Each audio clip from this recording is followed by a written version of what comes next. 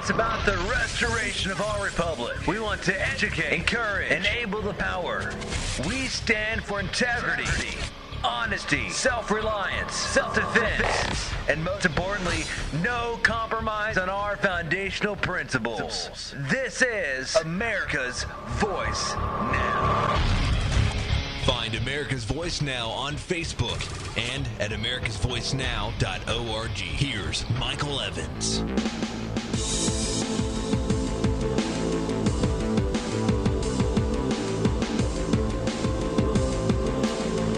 Good morning, America.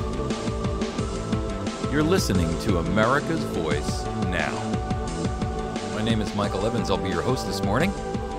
Appreciate you riding with us. If you're joining us live on our website, glad to have you there. If you're catching us out there on the fabulous Patriot FB, that would be Patriot as in F like as in Facebook, FB. That's wonderful news. We stream the program there live every morning from 8 a.m. until about 9:45 or so. There's a couple of other great programs you should participate with that on that group. Patriot Radio is an outstanding program, and it's literally a 24-hour-a-day radio station. I'm on from 8 to 10, and then from 10 to 11, you have Resurrect the Republic. That's a brand new program with Tom. Then at 2 to 4, you have J.J. McCartney. Excellent program. J.J. is a real true a patriot and a radio host for some 30 years. So, you know, he makes an old hack or a new hack like me look like a hack. Thanks, J.J. You do a great job. I listened to you yesterday. Cowboy Logic is on Tuesday nights, and then 9 to midnight every night is the Midnight Patriot, and that's Jeff Norton's program. Jeff is the purveyor and the creator of Patriot FB. Great program, great website. Join in there and be met by a lot of friends who are thinking along the same lines you do. So we're going to touch a couple of topics today. If you'd like to catch our listen line, you can listen to the program 24 hours a day, 7 days a week, anytime you want, at your leisure and convenience. You can do that by calling our listen line at 415-325-0725. The idea of the listen line is that you can call in anytime you want, 24/7, and you'll get your own personal run of that program, whatever that day's recording was. So anytime you call in after about 10 o'clock this morning, you'll be able to listen to the entire AVN program. Again, that phone number is 415-325-0725, and you can do so on a mobile phone, or an NSA personal tracking device, as I like to refer to them, or you can do so on a home phone. So our four topics this morning are the hypocrisy of George Soros and the lefties. You know, Soros is he is a guy who literally pumps in a staggering sum of money into the coffers of the liberal lobbyists and these private initiatives that spend his money very liberally to drive a consensus in the public. And it's kind of a textbook example of irony, because this group is tripling, and Soros is tripling his lobbying spending. Now, it's kind of funny because the libs use the same exact amount of money and the same kind of money to run campaigns that defend the IRS freezing the free speech rights of others, including conservative voices, and as an example, the Koch brothers and stuff like that. And, you know, it's kind of funny because I remember a phrase when I used to get into a scrap with one of my brothers or something, and, you know, I'd complain about him, and my mom used to say to me, hey, remember, what's good for the goose is good for the gander. And it's funny how the liberal progressive left seems to have the same mentality that the Muslims have, which is, you owe me special privileges and special rights when I'm here in the minority. However, if you look at Muslim countries, once they're in the majority, all of that ceases. And now we're seeing exactly the same level of abusive tactics coming out of the left. Now that they're in the majority, and I don't even actually know that they are really in the majority, but they are, at least in terms of legislative effort and money. And now that they have a voice, they want to silence your free speech. I mean, I'm reminded of an example of this guy Peterson, who came out and tried to silence this woman who did an ad about the fact that she was a leukemia patient. And when the woman expressed that, Obamacare had changed her, she lost her insurance and she had to sign up for new insurance. And she was basically complaining that, it took it away from a position where she knew what her deductibles were every month and so forth and so on. And now it's all this up and down. And basically, this guy comes out and has his lawyers send a letter to the television station that ran the ad, demanding that either she prove her points or that they take the ad off the air. Wow. I mean, I don't know. The whole thing is just so nuts to me. Has anybody else seen the country in this position before? I mean, is it just me? I don't think so, but I guess that's a rhetorical question. But the level of idiocy and blatant lack of constructive and realistic and appropriate reasoning and thinking is just stunning to me. And how the country gets away with it, I can't fathom it. It's like nobody has any common sense anymore. And funny that you mention the word common sense, because that's the one catchphrase that we keep hearing from the liberal left. We need common sense gun control. We need common sense raises in the food stamps. I mean, look, folks, we went from 17 billion to 80 billion, 79 billion. Let's call it what it is. 79 billion in 5 years. From 17 to 79 in 5 years. Come on. You call that common sense? Our second topic. This is an interesting story. The NSA the Bar Association, came out the other day, and they are screaming about the fact that the NSA has been spying on conversations between clients and attorneys. And I mean, again, I find this to be the ultimate in hypocrisy, right? Because for all intents and purposes, where was the Bar Association when all the rest of us were being spied on? These are supposed to be the people who are adherents to the law, right? They make such a big claim and deal out of the rule of law and blah, blah, blah. But yet, they don't even protest until it affects them and their personal honeypots. Where were they when the rest of us unwashed peon masses were clamoring about the abuse of our Fourth Amendment rights? The Bar Association as a collective group makes me sick, because what you don't know, and most people don't, is that attorneys don't actually swear an oath to anyone but the court. They are actually considered officers of the court, which means they don't really represent you. It's an inherent, built-in, guaranteed conflict of interest. The court is who's the master of the attorney. The attorney swears an oath to the court. He is an officer of the court. That puts that person in an immediate conflict of interest when they represent you. How can they represent you when they are an officer of the court and they owe their responsibility, fiduciary and otherwise, and their loyalty to the court? Now you know why you can never hold lawyers and or anyone else in the legal industry accountable for their abuses and whatever. Everything is so topsy-turvy lately, folks. I'm beside myself with frustration with it all. All right, we're going to tackle also in our third topic how the Pentagon is shrinking the military in cooperation with Obama. Hagel, everybody knew this guy was going to be a crappy defense Secretary of Defense, and he's now proven it. He's a lame. He's a sycophant. He is a bootlicking piece of garbage.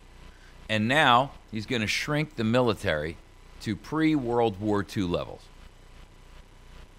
You know, the truth is, the government's screaming, we're broke, we're broke, we're broke, we got to cut costs. And here you got a guy like Hagel, who, I mean, comes out of Congress, which means he's already corrupt as possible he could, as a human being could possibly be. And he's going to sit there and declare that by cutting the military, we're going to be able to balance the budget or something. I mean, the truth is, ladies and gentlemen, the military budget is a flea on the elephant's butt of the entitlement guaranteed spending that Congress cannot seem to cut loose. I give you the point and fact of $80 billion a year for food stamps. You got to be kidding me. What really bothers me about this is it isn't just that the Pentagon is getting cut, because I'm sure there's money that could be pulled from the Pentagon. But what really bothers me about this is that they're going to use this not to cut wasteful projects on some plane they don't need or some tank that the Army actually says we really don't want. But the military-industrial complex and these contractors who make trillions on us demand. And they coerce Congress with money to make it happen. But they're going to cut it on the backs of trimming the money and the income and the housing allowances and medical supplies and medical services for the men and women of the armed forces. I'm just, you know, that's a betrayal on a staggering scale. They're not going to cut their favorite pet projects. They're going to cut the housing allowance for, you know, and the income for young men and women who put their lives on the line. Just ridiculous. All right, our fourth topic is going to be, did Eric Holder just encourage and defend nullification? You betcha. You know, Eric Holder came out the other day and he said state attorneys generals that have laws in their states, like same-sex marriage is one example, who believe that those laws are discriminatory, are not obligated to defend them. Wow. Ladies and gentlemen, that is the definition of nullification. So I'm going to talk about that because, you know, the left screams bloody murder when you try to nullify federal overreach on Second Amendment issues, let's say, or you know, any other issue. And yet,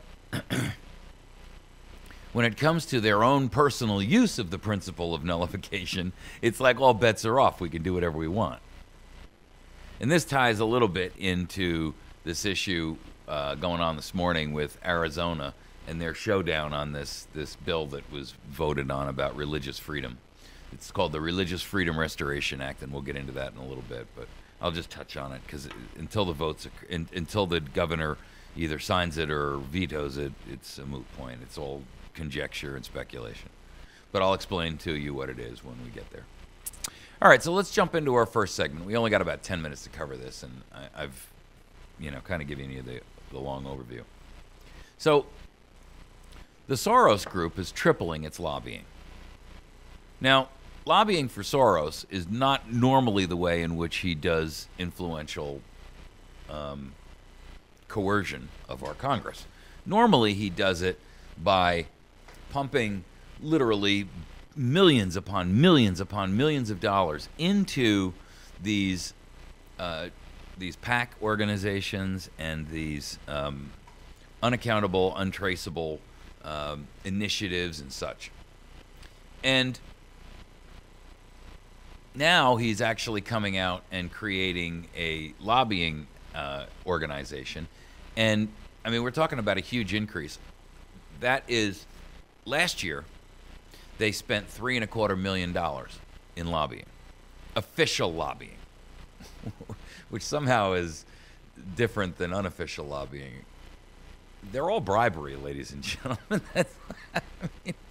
That's like saying, when the mob does it, it's illegal. But when the law enforcement department comes in and says, oh, you need protection from us, and we'll offer you protection, but you got to give us 20% of the take. That is somehow or other not. Wow. Anyway, last year he spent $3.25 million on lobbying. And this year, in 2013, he's spending $11 million. Now that's almost 4 times. That's more than 4 times the amount. And what's interesting is that it puts the Soros Group as the 27th largest lobbying group. Just goes to show you how big a chunk of money that is. So the only companies that, the companies that are bigger than, and I shouldn't say the only companies because there's 27 that are bigger, 26. But General Dynamics is one of them, right? Dow Chemical, Chevron, Microsoft, the super heavyweights. But for George Soros, this is a kind of a new game, if you will, because he's not only doing this official lobbying versus the unofficial kind. And again, I mean, the whole thing is almost, if it wasn't so serious about the destruction of our country, it would be laughable. It really would be. But he's pumped, $11 million into these lobbying efforts in 2013. I'm sure it'll jack up and go even higher in 2014 because 2014 is an election year.